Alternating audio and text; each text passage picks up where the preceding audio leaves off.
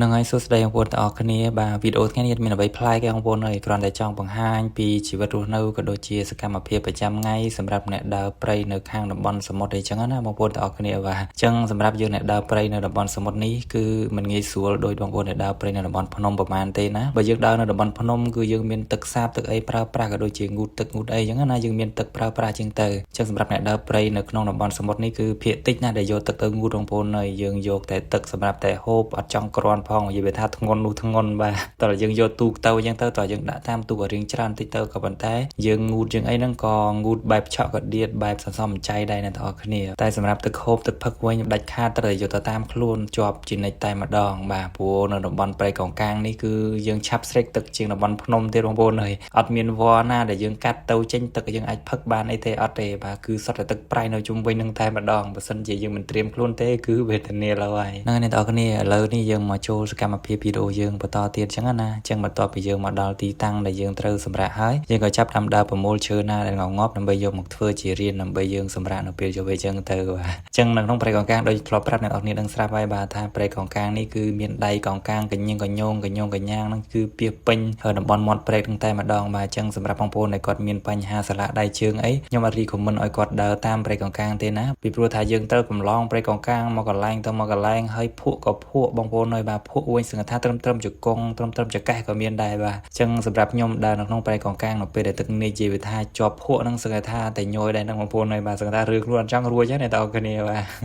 អ្នកទាំងអស់គ្នាបាទឥឡូវនេះយើងក៏ចាប់ដើមលីឈើយើងមករួចរាល់អស់ហើយយើងក៏ចាប់ដើមយកមករៀបធ្វើជារៀនដែលយើងត្រូវសម្រាប់ហ្នឹងទៅអញ្ចឹងសម្រាប់រៀនឈើរបស់យើងនេះយើងយកឈើណាងប់ដែលវាងប់អញ្ចឹងណាបាទយកមកធ្វើអីចឹងណាក៏ប៉ុន្តែឈើងប់បែបហ្នឹងក៏វាហានិភ័យដែរបងប្អូនទាំងអស់គ្នាហើយព្រោះវាមានសត្វក្អែបខ្ទួយអីនៅក្នុងហ្នឹងក៏មានដែរអញ្ចឹងណាបាទអញ្ចឹងយើងគួរតែមើលផងអញ្ចឹងណាព្រោះប្រយ័ត្នប្រយែងព្រោះចូលតិចចូលអីយើងទៅតិចអញ្ចឹងទៅយើងនៅក្នុងព្រៃម្នាក់ឯងក៏វាជាបញ្ហាមួយដែរព្រោះពួកសត្វទាំងអស់ហ្នឹងគឺវាចូលចិត្តណាប្រភេទឈើពុកឈើងប់អីគឺវាចូលចិត្តនៅមែនតើអ្នកទាំងអស់គ្នាអើយបើសិនតែយើងមិនមានអីការពារអីទេគឺរៀងពិបាកបន្តិចណាបងប្អូននៅពេលដែលយើងដេកយកអត់ដឹងខ្លួនអញ្ចឹងទៅអ្នកទាំងអស់គ្នាបាទថ្ងៃនេះយើងបានយកថ្នាំបាញ់មូស Ranger ដើម្បីយកមកបាញ់នៅកន្លែងបរិវេណដែលយើងត្រូវសម្រាប់អីចឹងណាដូចឈើពុកអីចឹងទៅព្រោះវាមានក្អែបមានខ្ទួយនៅក្នុងហ្នឹងក៏យើងមើលមិនឃើញអញ្ចឹងណាបន្ទាប់ពីខ្ញុំបាញ់មកសន្ទុះបងប្អូននិយាយថាឃើញក្អែបវាមកចេញទាំងស្រស់តែម្ដងអញ្ចឹងណាក៏ប៉ុន្តែអត់បានថតឲ្យអ្នកទាំងគ្នាមើលបងប្អូនអញ្ចឹងថ្នាំបាញ់មូស Ranger មិនត្រឹមតែកម្ចាត់មូសទេបងប្អូនហើយបាទសូម្បីតែសត្វល្អិតដែលមានពឹសដូចជាក្អែបខ្ទួយអីក៏យើងអាចបាញ់វាបានដែរណាគ្រាន់តែថាសត្វល្អិតប្រភេទដែលមានស្លាបយើងបាញ់វានៅក្នុងបរិយាកាសឧទាហរណ៍ដូចបរិវេណបន្ទប់របស់យើងអញ្ចឹងទៅយើងបាញ់នៅក្នុងបរិវេណបន្ទប់យើងរួចរាល់ហើយយើងក៏បិទបង្អួចបិទទ្វារអីឲ្យចិត្តអញ្ចឹងទៅទុក15នាទីគឺសត្វល្អិតហ្នឹងគឺងាប់អស់ហើយសត្វល្អិតដែលមានស្លាបហ្នឹងបងប្អូនដូចជាមូសដូចជាអីអញ្ចឹងទៅតែចំពោះសត្វល្អិតដែលជាប្រភេទវានៅលើ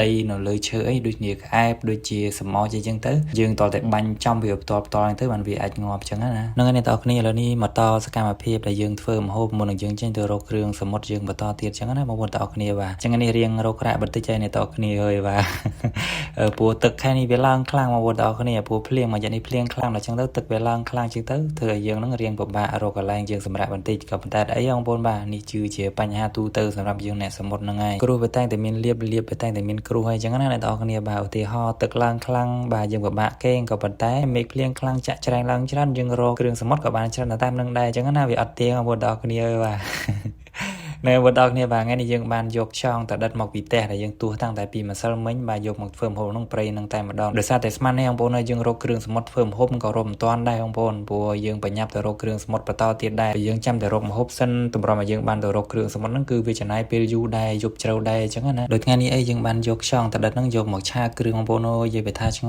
ញ់បាទខ្យងតដិតនេះបងប្អូនហើយធ្វើអីក៏បានដែរទៅតាមចំណង់ចូលចិត្តដែលអ្នកនរគ្នាចង់ធ្វើអញ្ចឹងណាបាទខ្យងតដិតនេះភាគច្រើនគេយកទៅហូបឆៅដូច oyster អញ្ចឹងហើយសាច់របស់វាសឹងថាចង់ឆ្ងាញ់ជាង oyster ទៀតផងគេយកទៅជ្រលក់ទឹកត្រីកកុងមានខ្ទឹមបំពងមានកធំទេអីចឹងទៅអញ្ចឹងសម្រាប់អ្នកនរគ្នាដែលទស្សនាវីដេអូនេះមានបងប្អូននៅតំបន់សមុទ្រសួរគាត់100ទាំង100គាត់ស្គាល់ទាំងអស់នឹងបងប្អូនទាំងអស់គ្នាហើយបាទប្រភេទខ្យងតដិតនេះព្រោះវាជាប្រភេទគ្រឿងសមុទ្រដែលឆ្ងាញ់មិនចាញ់ oyster ប្រហែលទេបងប្អូនសាក់ហើយដឹងតែជាប់ចិត្តសាក់ហើយដឹងតែចង់កំងម្ដងទៀតហើយបងប្អូនទាំងអស់គ្នានេះសម្រាប់អារម្មណ៍ខ្ញុំណាអ្នកនរគ្នាបាទអញ្ចឹងសម្រាប់បងប្អូនមិនដឹងអារម្មណ៍បែបម៉េចទេក៏ប៉ុន្តែទៅតាមចំណង់ចំណូលចិត្តរៀងខ្លួនអញ្ចឹងទៅអ្នកនរគ្នាបាទបន្ទាប់ពីយើងហូបបាយរួចរាល់ អស់ហើយយើងក៏ចាប់ដើមរៀបពិលរបស់យើងចឹងទៅដើម្បីទៅដើររកមើលខ្យងសមុទ្រហ្នឹងចង់ដឹងថាវាឡើងនៅអីណាស្មានហ្នឹងព្រោះថាទឹកវាឡើងគួរសមដែរស្មាននេះជាប្រភេទចាក់ច្រែងអីចឹងទៅបាទជួបអីរហ្នឹងអីចឹងទៅណាអ្នកទាំងអស់គ្នាបាទរដងធ្លាប់តែរកបានតែថ្ងៃនេះដូចជាអត់សូវអំណោយផលសោះបងប្អូនទាំងអស់គ្នាបាទរឡើងចង់មកកណាត់យប់ដែរហើយរត់អត់ទាន់ឃើញចាក់ច្រែងអីមួយបងប្អូនទាំងអស់គ្នាអើយបាទ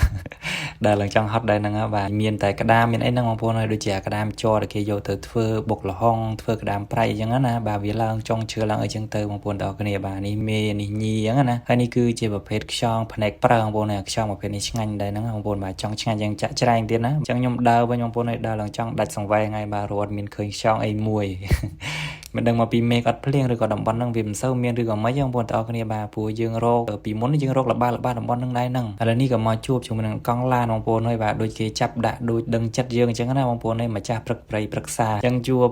កង់ឡាននេះមួយបងប្អូនហើយយើងអាចដុតបំភ្លឺព្រៃយើងបានហើយអញ្ចឹងដូចប្រាប់ទៀតសម្រាប់អ្នកទាំងអស់គ្នាដែលដើរព្រៃថ្មីអីបាទដាច់ខាតត្រូវតែ